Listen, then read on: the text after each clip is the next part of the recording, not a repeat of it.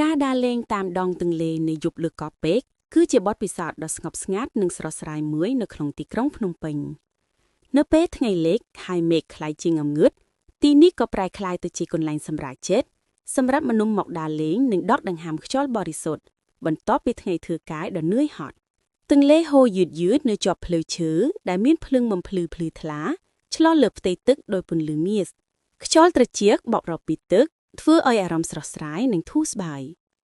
រាល់ជំហានដែលដើរមនុស្សអាចមានអារម្មណ៍ថាភាពតានតឹងនិងការព្រួយបារម្ភក្នុងថ្ងៃត្រូវបានបន្ថយបន្តិចម្ដងផ្លូវដើរនេះវែងនិងទូលាយសមស្របសម្រាប់ដើរហាត់ប្រាណរត់ហាត់ប្រាណឬអង្គុយសម្រាកមើលទេសភាពភ្លើងតាមដងផ្លូវបំភ្លឺដោយផ្កាយតូចៗនាំផ្លូវឲ្យមនុស្សដើរទៅមុខយ៉ាងស្ងប់ស្ងាត់មនុស្សខ្លះដើរតែម្នាក់ឯងដាក់កាសស្ដាប់តន្ត្រីខ្លះដើរជាគូឬជាក្រុមកំពុងនិយាយគ្នាយ៉ាងស្ងៀមស្ងាត់គ្រួសារជាច្រើនមកទីនេះនៅពេលល្ងាចម្ដាយឪពុកអង្គុយលើកៅអីខណៈកូនរត់លេងនៅក្បែរ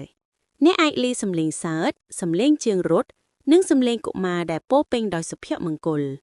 សំឡេងតូចៗទាំងនេះធ្វើឲ្យកន្លែងនេះមានជីវិតនិងមានភាពកក់ក្ដៅទោះបីជាមេឃងងឹតក៏ដោយនៅពេលដើរទៅមុខបន្តិចទៀតអ្នកអាចឃើញទន្លេដោយកញ្ចក់វែងមួយឆ្លុះពន្លឺអគារនៅចម្ងាយភ្លើងទីក្រុងភ្លឺរលោងលើផ្ទៃទឹកបង្កើតរូបភាពស្រស់ស្អាតនិងរ៉ូម៉ាន់ទិកអគារខ្ពស់ឈរដូចជាអ្នកស្ងៀមស្ងាត់ក្រោមពន្លឺព្រះច័ន្ទនិងភ្លើងទីក្រុងខ្យល់ត្រជាក់បក់ប៉ះមុខយ៉ាងទន់ភ្លន់ដូចជាធម្មជាតិកំពុងនិយាយស្ងៀមថាឲ្យយើងបន្ថយល្បឿននិងរីករាយនឹងពេលបច្ចុប្បន្នមនុស្សជាច្រើនឈប់ដើរមួយផ្លែតដើម្បីឲ្យលើរបងមើលទឹកហូរខ្លះថតរូបខ្លះគ្រាន់តែសម្លឹងមើលទឹក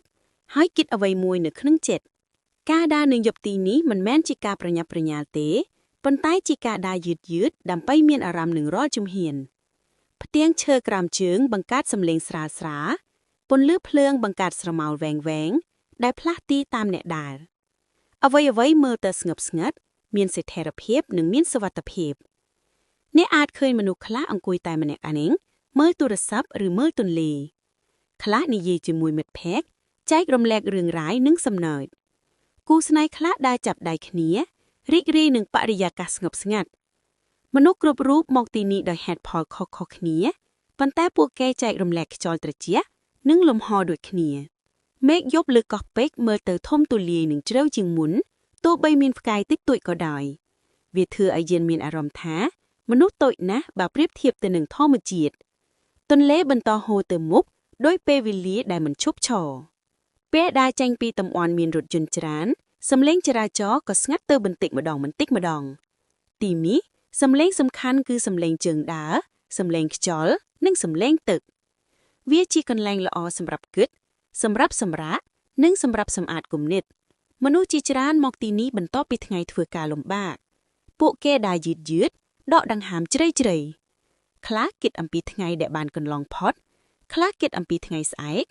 ខ្លះគ្រាន់តែស្ងៀមស្ងាត់និងអនុញ្ញាតឲ្យគំនិតហូរតាមទន្លេការដើរនៅតាមដងទន្លេយប់នេះក៏ល្អសម្រាប់សុខភាពរាងកាយផងដែរខ្យល់ត្រជាក់ធ្វើឲ្យខ្លួនស្រស់ស្រាយចលនាដើរយឺតជួយឲ្យសាច់មិនសម្រាកវាជាការហាត់ប្រាណសាមញ្ញប៉ុន្តែមានប្រយោជន៍ទាំងរាងកាយនិងផ្លូវចិត្ត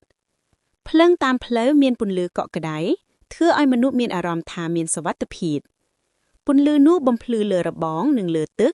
បង្កើតរូបភាពដូចខ្សែពន្លឺវែងមួយវាធ្វើឲ្យយប់មើលទៅមិនងងឹតនិងមិនឯកោទេសាមឡេះខ្លះអ្នកអាចឃើញមនុស្សថតរូបឬថតវីដេអូការឆ្លុះពន្លឺលើទឹកអគារភ្លឺនិងបរិយាកាសស្ងប់ស្ងាត់ធ្វើឲ្យទីនេះស្រស់ស្ងាត់ខ្លាំងនៅយប់រាល់រូបថតមួយដូចជាការចងចាំនៃភាពស្ងប់ស្ងាត់និងសាមញ្ញមនុស្សខ្លះយកអាហារឬភេសជ្ជៈមកអង្គុយញ៉ាំនៅក្បែរទឹកពួកគេមើលទឹកហូរហើយរីករាយនឹងពេលវេលានោះ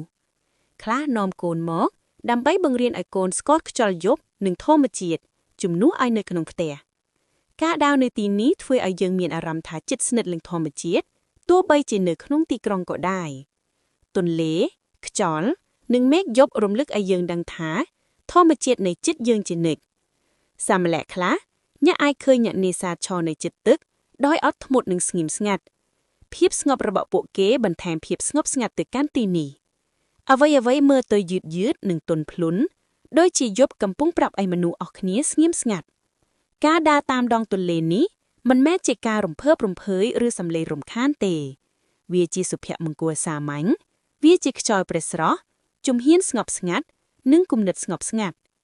វាជាពេលសម្រាប់ពីជីវិតរវល់ពេលដើរបន្តទៅមុខដង្ហើមនឹងយឺតនឹងជ្រៅស្មានឹងធូរចិត្តនឹងស្រាលបញ្ហានានានឹងការព្រួយបារម្ភមើលទៅតូចជាមុនក្រោមមេឃយប់ធំទូលាយនិងក្បែរទន្លេមិនចេះអស់ថ្មអ្នកអាចគិតអំពីជីវិតគ្រួសារការងារឬក្តីស្រមៃឬអ្នកអាចមិនគិតអ្វីទាំងអស់ទន្លេមិនសួរអ្នកទេ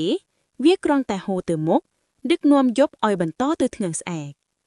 ការដើរនៅកោះពេជ្រពេលយប់នេះដូចជាចុចប៊ូតុងផ្អាកសម្រាប់ជីវិតវាផ្ដល់ពេលឲ្យចិត្តសម្រាកនិងឲ្យគំនិតស្រស់ស្រាយឡើងវិញវារំលឹកឲ្យយើងដឹងថាសុភមង្គលមិនចាំបាច់ស្វែងរកឆ្ងាយទេពេលខ្លះវានៅចាប់ទឹកក្រោមភ្លើងនិងកំពុងរង់ចាំឲ្យយើងដើរយឺតៗទៅរកវាហើយនៅពេលទន្លេបន្តហូរទៅក្នុងយប់យើងក៏បន្តដំណើរយើងដូចគ្នាដែរដោយស្ងប់ស្ងាត់